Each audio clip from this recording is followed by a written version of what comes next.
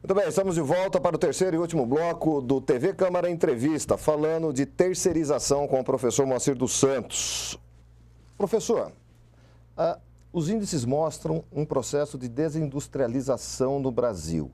De que forma a terceirização pode acelerar esse processo ou pode até dar uma atenuada com relação a isso, na sua visão? Olha, a desindustrialização é um fenômeno que está presente no Brasil e em outros países, que consiste na transferência das linhas de produção para países do leste asiático, a China, o Vietnã, o Laos, o Camboja. A terceirização é colocada pelos defensores como uma maneira de reduzir o custo do trabalho no Brasil e gerar mais agilidade para as empresas. Porém, essa redução, como foi colocado no outro bloco, ainda assim não será suficiente para nos colocar no mesmo patamar desses países, exatamente porque a mão de obra tem uma remuneração muito baixa nos países do leste asiático. E aí isso vai, como eu coloquei anteriormente, gerar uma redução da massa salarial e do próprio crescimento econômico, né? Então, a terceirização, que é vista como uma ferramenta, como um antídoto à desindustrialização, não é a solução. A causa da desindustrialização é o nosso câmbio, que é sobreapreciado. Mesmo com a elevação do valor do dólar em relação ao real nos últimos meses, ainda assim a nossa moeda é muito apreciada. Traduzindo, é mais fácil importar mercadorias hoje no Brasil do que exportar. Então, isso leva a uma redução da atividade industrial. Inclusive, muitas empresas brasileiras já se transferiram para o leste asiático. E a região do Vale do Paraíba, em especial, Taubaté, São José dos Campos, Jacareí, ela sente esse fenômeno exatamente pelo peso que a indústria tem na região. Então, é preciso mexer no câmbio para tornar os nossos produtos mais competitivos para sair dessa condição. Condição essa que é denominada doença holandesa, ou seja, a Holanda é o exemplo clássico dessa experiência em que a apreciação da moeda nacional é tão forte que se torna interessante comprar produtos importados do que produzir no próprio país. O senhor falou em mexer no câmbio. Há quem defenda a liberdade do câmbio. Como é que o senhor está vendo esse crescimento e hoje já voltou a menos de R$ 3 o dólar, por exemplo? Chegou em 3,20, 3,25 e hoje está em 2,90, 2,91. Hoje que a gente está gravando o programa é dia 27 de abril, né? Sim. O câmbio no Brasil ele está sobreapreciado há mais de 20 anos, desde a implantação do Plano Real. Na verdade, o câmbio no Brasil ele já é flutuante. O que o governo faz através do Banco Central é uma política de compra ou venda de dólares, dependendo da conjuntura, para manter o dólar próximo ao valor considerado ideal pela equipe econômica. Especialmente porque o governo ele capta dinheiro no mercado financeiro para fazer a rolagem das suas dívidas, ou seja, os títulos da dívida pública. O que se faz necessário é repensar essa política. A última apreciação do dólar em relação ao real tem muito mais relação com fatores externos do que internos, exatamente porque a economia americana vem num processo de recuperação em relação à crise de 2008 e há uma expectativa do mercado financeiro da elevação da taxa de juros nos Estados Unidos pelo Banco Central daquele país.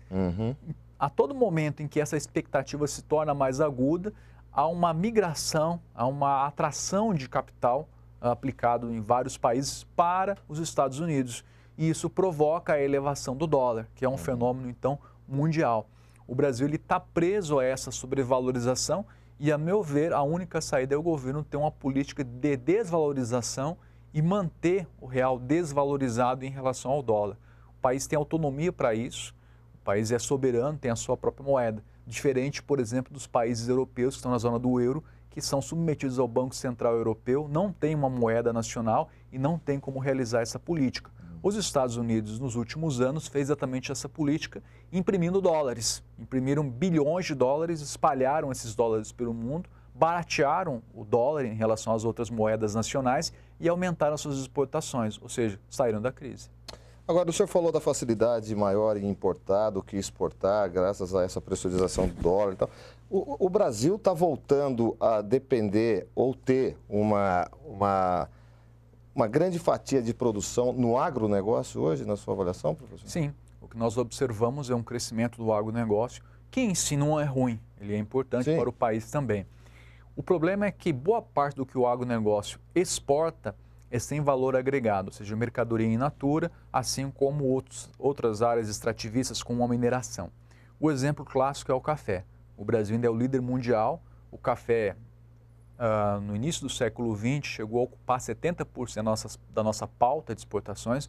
Já não chega nesse nível mais, mas ainda é um produto importante. Ele é exportado para países europeus como a Suíça, como a Alemanha, que evidentemente não tem nenhum pé de café, não produzem nada de café, mas que são campeões mundiais na exportação de café beneficiado, em cápsula e outros tipos de produto, que são depois exportados para nós. Nós exportamos o café in natura e compramos o café beneficiado. A pergunta é, por que não geramos, por que não agregamos valor a esses produtos aqui? Exatamente pelo câmbio sobreapreciado.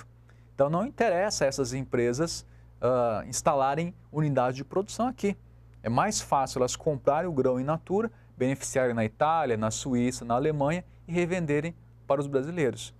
É um exemplo clássico do caráter perverso dessa doença holandesa. Agora, até para a gente encerrar, professor, voltando à questão da terceirização, para aquela pessoa, para aquele cidadão que está à margem do mercado de trabalho, a terceirização não pode ser uma luz no final do túnel para uma inclusão dessas pessoas no mercado produtivo, no mercado de trabalho?